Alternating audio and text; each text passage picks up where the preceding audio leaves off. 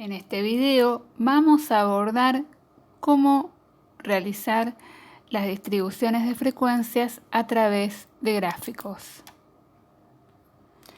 Los gráficos son las posibilidades más elementales de presentar las distribuciones de frecuencias, de manera que puedan ser aprehendidas visualmente para un primer análisis de los datos.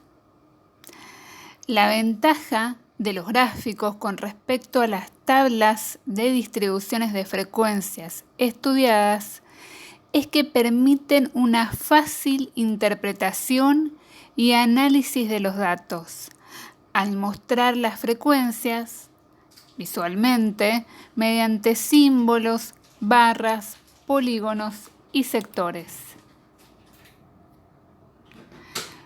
Son útiles las representaciones gráficas para, por ejemplo, tener una primera impresión de los datos antes de comenzar el análisis estadísticos, es decir, explorar dichos datos. También para la elección de test estadísticos a realizar, para mostrar los valores que asumen los datos, para detectar patrones en los datos, para comparar incluso distintas muestras o comparar en el tiempo. Y también son útiles para evaluar la distribución de los datos. Para variables cualitativas medidas a nivel nominal, suelen utilizarse el diagrama circular o también llamado diagrama de sectores circulares, también lo van a encontrar como pictograma, y para nivel tanto nominal como ordinal el gráfico de barras. Por ejemplo, en este caso tenemos un diagrama circular para la variable lugar de residencia. En este gráfico circular, los sectores circulares son proporcionales a las frecuencias de los valores de la variable, razón por la cual se pueden expresar las amplitudes angulares de los sectores medidas en grados sexagesimales. Es decir, cada frecuencia porcentual, vemos en el gráfico, va a estar representada por un sector que le es proporcional. Gráfico de rectángulos o barras. En este gráfico se dibujan dos ejes perpendiculares, de los cuales el eje horizontal, donde se exhiben rectángulos, generalmente del mismo ancho y equiespaciado, o sea, con la misma distancia entre sí, que representan a los valores de la variable en cuestión. No es numérico en sentido estricto, a lo sumo se le adjudica un orden. El eje vertical, en cambio, sí es numérico, y allí se representan algún tipo de frecuencias. Utilizaremos, por ejemplo, este tipo de gráfico para la variable nivel socioeconómico, variable cualitativa medida a nivel ordinal, por lo cual sus valores pueden ordenarse, por ejemplo, de menor a mayor nivel socioeconómico, lo que vemos de izquierda a derecha en el gráfico.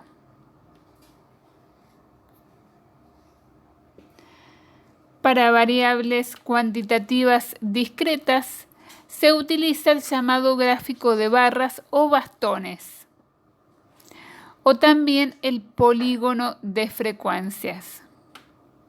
Como es habitual en las representaciones gráficas matemáticas, hay un sistema de ejes numéricos perpendiculares, tales que en el eje horizontal o de abscisas se muestran los valores de la variable y en el vertical o de ordenadas se grafica algún tipo de frecuencias.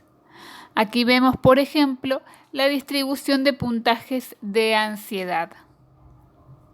Estos gráficos deberían ser líneas que indican que toda la frecuencia se concentra en un punto, lo que se corresponde con lo cuantitativo discreto, y no en un intervalo alrededor del mismo como en las variables cuantitativas continuas.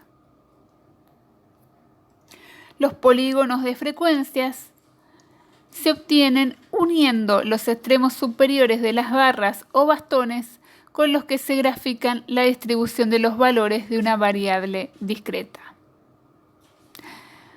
Otro modo de mostrar las observaciones de una variable cuantitativa es utilizar un esquema de presentación de los datos que es una combinación de tabla y gráfico, como lo es el denominado diagrama de tallo y hojas, en inglés Stem and Leaf Plot.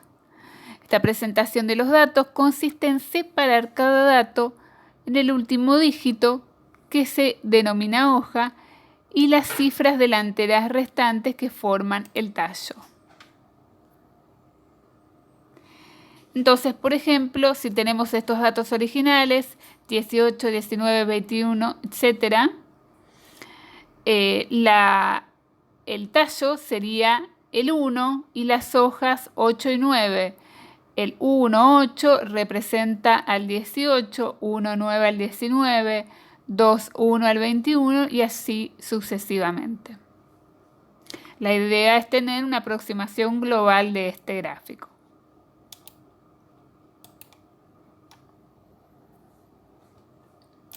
Para una variable cuantitativa continua, se sabe que no puede hacerse un listado de sus valores y adjudicarle una frecuencia a cada uno de ellos. O sea, hacerse se puede hacer, pero no tendría sentido estadístico porque no estaríamos resumiendo nada ni organizando nada. Sabemos que los valores observados en realidad representan el centro de un intervalo de números reales. Por lo tanto, las frecuencias deberán ser asignadas, en este caso, a intervalos de valores de la variable.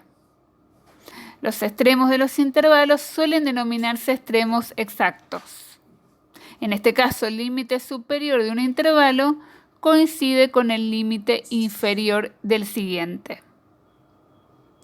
A partir de determinar la frecuencia absoluta de cada intervalo de clase, pueden hallarse las frecuencias relativas y porcentuales. Aquí tenemos un ejemplo de intervalos.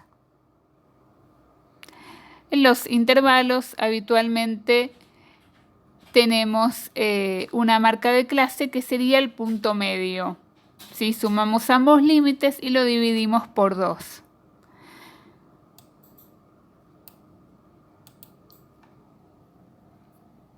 Para visualizar el comportamiento de las distribuciones de frecuencias de datos agrupados en intervalos, se confeccionan rectángulos verticales y contiguos, cuyas bases son los intervalos de clase y sus alturas son proporcionales a las frecuencias correspondientes a cada clase.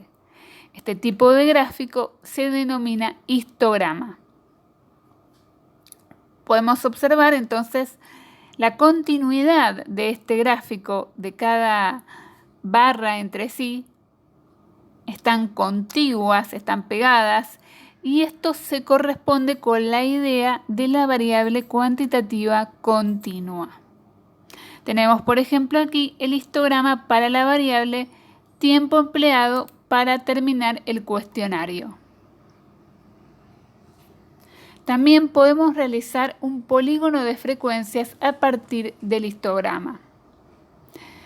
Sus vértices serán el punto medio de el primero con altura 0 y luego los puntos correspondientes a las marcas de clase. A continuación podemos observar el polígono de frecuencias construido a partir del histograma visto. Aunque las frecuencias se grafican en las alturas de los ángulos, el área resulta, o sea, el área debajo del polígono resulta proporcional a la frecuencia.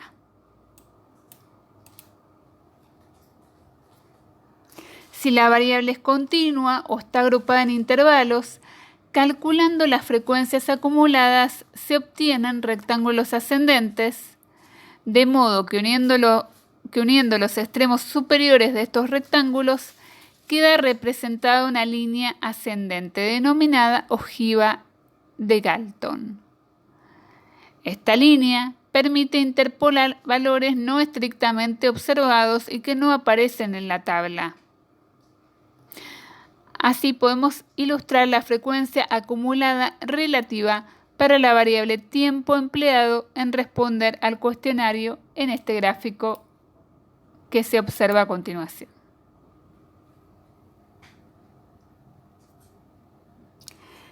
También podemos realizar diagramas de rectángulos o de barras adyacentes. Esto sería para cuando queremos comparar dos distribuciones de frecuencias. Por ejemplo, una que aborde la frecuencia de la temática de las drogas en adolescentes y otra que aborde dicha frecuencia en adultos. Entonces podemos comparar, en este caso, la frecuencia porcentual de adolescentes y de adultos con respecto a la misma variable. Esto es útil en muchos casos porque es de utilidad y de interés psicológico realizar comparaciones entre dos grupos o más de participantes.